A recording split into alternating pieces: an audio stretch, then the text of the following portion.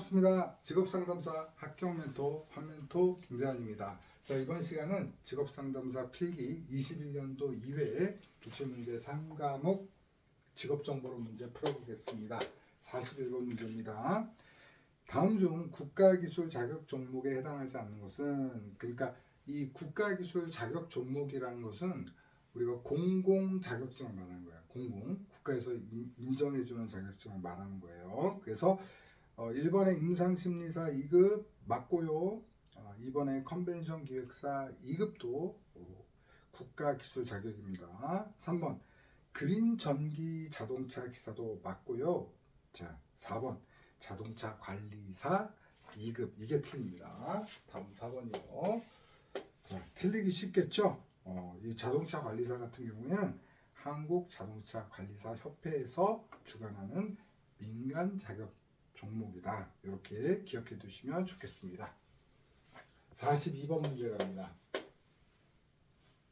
한국표준산업분류 제10차 분류 목적에 해당하지 않는 것은, 산업분류의 분류 목적이 아닌 것이죠. 산업분류의 분류 목적이 아닌 것. 자, 1번 기본적으로 산업활동 관련된 통계자료 수집, 제표, 분석을 위해서 활동 분류 및 범위를 제공하기 위해서 만들어졌다. 맞고요. 2번 산업 관련 통계 자료 정확성, 비교성을 확보하기 위해서 모든 통계 작성 기관은 한국표준산업분류를 의무적으로 사용하도록 규정한다. 그래서 공공직업정보의 특징 뭐예요? 공공에서는 의무적으로 사용한다. 맞죠? 3번 일반 행정 및 산업정책 관련 법령에서 적용 대상 산업 영역을 규정하는 기준으로 준용한다. 맞고요. 4번 취업 알선을 위한 구인 구직 안내 기준이다. 이게 틀렸죠. 산업분류니까 취업하고 다르겠죠. 그죠? 취업하고 다르다. 그러니까 취업하고 구인 구직을 안내하는 것보다 직업분류다. 아셨죠? 직업분류가 알선과 관련된 것이다. 알선. 산업분류는 알선과는 좀 거리가 멀죠. 답은 4번입니다. 답은 4번. 자, 43번. 다음은 한국직업사전 직무기능 사물의 항목 중 무엇에 관한 설명인가? 자, 보기 질문 보겠습니다. 다양한 목적을 수행하고자 사물 또는 사람의 움직임을 통제하는 데 있어 일정한 경로를 따라 조직되고 안내되어야 하는 기계 또는 설비를 시동 정지하고 그 움직임을 제어한다. 이거는 조작운전에 대한 내용입니다. 43번 조작운전에 대한 내용이니까 답은 1번이고요. 이 사물에 대한 내용이 여러분들 좀 어려워요. 여러분들이 정리하기 어렵기 때문에 그 필기 때 뭐 완벽하게 한다기보다 그냥 나왔을 때 이렇게 한번 보는 정도로만 정리하시면 좋을 것 같아요. 44번 보겠습니다. 직업정보 분석 시 유의점으로 틀린 것은, 자, 1번 전문적인 시각에서 분석한다. 제가 이거 앞전 과목에서 얘기했죠. 우리가 분석할 때 전문적인 거, 분석할 때는 전문적인 거, 전문적인. 근데 제공할 때는 어떻게 해요? 제공할 때는 눈높이에 맞게, 네. 항상 나온다고 했어요. 그게 맞고요. 2번 직업정보원과 제공원에 대해서 제시한다. 이건 뭐예요? 전부 모든 것을 기록한다는 거예요. 기록. 아셨죠? 기록. 그 다음에 4번 원자료 생산일, 자료 표집 방법, 대상 등을 검토해야 된다. 이것도 다 기록하는 것이다 라고 생각하면 됩니다. 3번 동일한 정보에 대해서는 한 가지 측면으로만 분석한다? 아니다.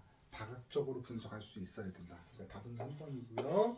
다각적으로 분석하기 위해서 무엇을 한다? 원상태 그대로 우리가 수집한다. 그래야지 어떻게 된다? 다각적으로 분석이 가능하다. 이렇게 연결하시면 되겠습니다. 45번 보겠습니다. 자, 인간이 복잡한 정보에 접근하게 되는 구조적인 근거에 둔 이론으로 직업선택 결정 단계를 전제 단계, 계획 단계, 인지 부조화 단계로 구분한 직업결정 모형은 힐튼의 모형이 되겠죠. 답은 2번이고요. 힐튼의 모형은 전제 단계는 직업을 선택하기 전에 주변을 조사하는 시기라고 볼 수 있고요. 그다음 계획 단계는 특정 직업에서 요구하는 행동, 직무 능력을 상상해보는 시기. 그다음에 인지 부조화의 단계는 자기가 가지고 있는 특성과 반대되는 직업을 갖게 됨으로써 생겨난 행동을 시험해보는 시기. 근데 여러분들 뭐 나랑 딱 맞는 직업 있으면 좋아요. 그런데 사실 그 안 맞는 부분이 있어요. 그래서 직업은 사실 양파와 같아요. 겉으로는 직업 상담사니까 상담만 잘하면 돼. 근데 아니에요. 딱 까봤더니 뭐예요? 기획도 잘해야 되더라. 기획도 잘하고 행정도 잘하고 꼼꼼함도 필요하고 이런 것들이 필요하더라 이거예요.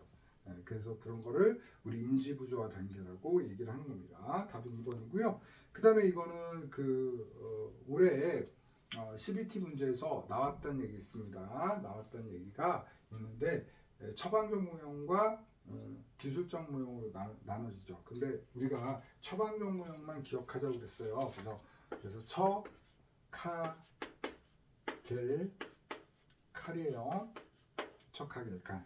처방적 모형은 가치, 겔라트, 칼도와 쥐도스키 이렇게 정리하자. 그래서 척하겔칼, 척하겔칼. 처방적 모양은 뭐다? 대안을 굉장히 많이 만들어 놓고 여기 안에서 골라가는 것이다. 아셨죠? 자, 이렇게 정리해봤고요. 그 다음에 46번 문제 보겠습니다. 한국표준직업분류 개정의 특징으로 틀린 것은 1번 전문기술적 영역 확장 등 지식정보와 사회 변화상을 반영했다. 맞죠? 지식정보와 사회상을 변화상을 반영했습니다. 그 다음에 2번 사회서비스 일자리 직종 세분 신설했다. 사회서비스 많아지죠. 그러니까 우리 사회복지 관련된 일자리들이 많아질 수밖에 없어요. 우리가 고도화됨으로 인해서 사회가. 그 다음에 3번 고용 규모 대비 분류 항목이 적은 사무 및 판매 서비스직은 어떻게 세분화됐다. 그래서 대학 조교 이런 사무직 같은 건 새로 신설됐단 말이에요. 그 다음에 4번 자동화 기계 진전에 따른 기능 및 기계 조작직 직종은 세분 신설 아니다. 통합됐다. 답은 4번이다. 자, 기계 분야는 어떻게 됐다? 통합됐다. 왜 통합돼요? 기술 발전이 되니까 기술이 발전되니까 어떻게 돼요? 하나의 단순 기능만 하던 기계가 다른 쪽에서도 사용하게 되는 거죠. 그죠? 그러니까 어떻게 되나? 통합됐다. 기술 발전으로 통합됐다. 이렇게 정리하시면 좋겠습니다. 이거 자주 나오는 거죠. 이것도 조심하시기 바랍니다. 46번 문제. 근데 앞으로도 계속 그렇게 되겠죠.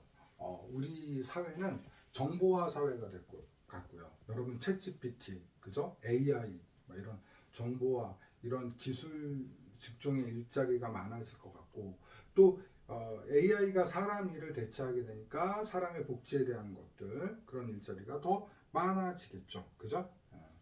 그렇게 이해를 하시면 될 것 같아요. 47번. 다음은 어떤 국가기술 자격 중 어떤 등급의 검정 기준에 해당하는가?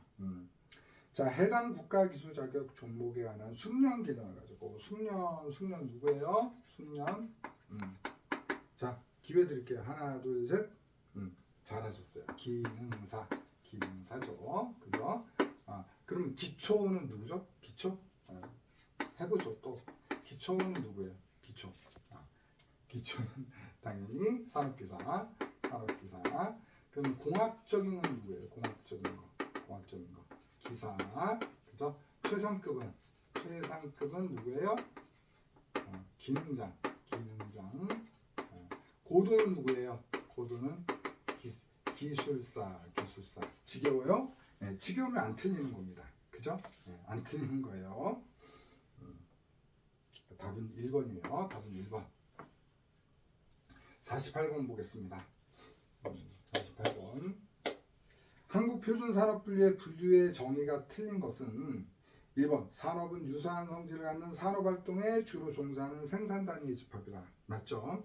2번 각 생산단위가 노동, 자본, 원료 등 자원을 투입하여 재화 또는 서비스를 생산 또는 제공하는 일련의 활동 과정은 산업활동이다. 맞죠? 4번 산업분류는 생산 단위가 주로 수행하는 산업활동을 분류 기준과 원칙에 맞춰서 그 유사성에 따라 체계적으로 유형화한 것이다. 맞습니다. 3번 보겠습니다. 산업활동의 범위에는 영리적, 비영리적 활동이 모두 포함되며 가정 내 가사활동도 포함된다? 아니다. 가정 내 가사활동은 포함되지 않는다. 답은 3번이죠. 가사활동은 아니다. 모든 활동은 다 포함돼요. 그러니까 이 돈벌이가 되든 안 되든 다 산업으로 본다 이거예요. 그런데 가사활동은 포함하지 않는다. 49번 보겠습니다. 고용노동통계조사의 각 항목별 조사주기의 연결이 틀린 것은 1번 사업체 노동력 조사. 이게 틀렸네요. 사업체 노동력 조사는 매월 합니다. 매월 한다. 사업체. 그래서 여러분들 매년 사업체 조사를 하는데 매월 하는 거예요. 그러니까 혼돈될 수 있는데 무슨 얘기냐면 매년 모집을 해서요. 매월 시키는 거예요. 매월. 나머지는 맞는 거니까 한번 읽어볼게요. 시도별 임금 및 근로시간 조사는 연 1회, 지역별 사업체 노동력 조사는 연 2회, 기업체 노동비용 조사는 연 1회다. 자, 50번 갑니다. 50번. 다음은 어떤 직업훈련 지원 제도에 관한 설명인가? 급격한 기술 발전에 적응하고 노동시장 변화에 대응하는 사회 안전망 차원에서 안전망 하면 벌써 나와야 되는 게 뭐예요? 국민취업지원제도, 국민내일여행 카드다라고 하시면 돼요. 생애에 걸친 역량 향상을 위해 국민 스스로 직업능력 개발을 실시할 수 있도록 훈련비를 지원하는 것은 국민내일여행 카드 제도이다라고 보시면 돼요. 그러니까 이거는 그 실업부조 차원에서 복지제도라고 보시면 되고요. 안전망 차원에서 지원하니까 당연히 국민이라는 게 들어가죠. 국민. 전 국민 대상으로 한다. 근데 너무 돈을 많이 벌거나 철밥그릇 직종들은 안 된다. 아셨죠? 이렇게 보시면 되겠죠. 자, 그러면 1번의 국가기관 전략산업직종은 뭐예요? 국가기관. 우리 줄여서 국기라고 하는데 국가기관은 어떤 거냐면 구인자고 구직자가 있는데 구인자가 더 많은 거예요. 그러니까 어때요? 효자 종목이죠. 효자 종목. 많이 뽑겠다는 거예요. 뽑는 사람이 많은 거예요. 구직자는 좀 적은데. 그러니까 전략적으로 키워주는 거예요. 그 다음에 사업주는 뭐죠? 사업주 지원훈련이죠. 사업주한테 내가 어떤 사람 채용해서 일을 시키려고 그래. 근데 이 사람 능력을 만들어줘야 돼. 그럼 사업주한테 그 수강료를 주는 거예요. 아셨죠? 조심하셔야 될 게 훈련비를 지원해서 하는 거다. 그 다음에 일학습병행은 뭐죠? 일학습병행은 뭐다? 일도 하고 학습도 하는 거다. 그래서 우리가 도제 시스템이다라고 보시면 돼요. 도제 시스템. 그래서 실무형 인재를 원하기 위해서 맞춤형 훈련을 실시하는 제도.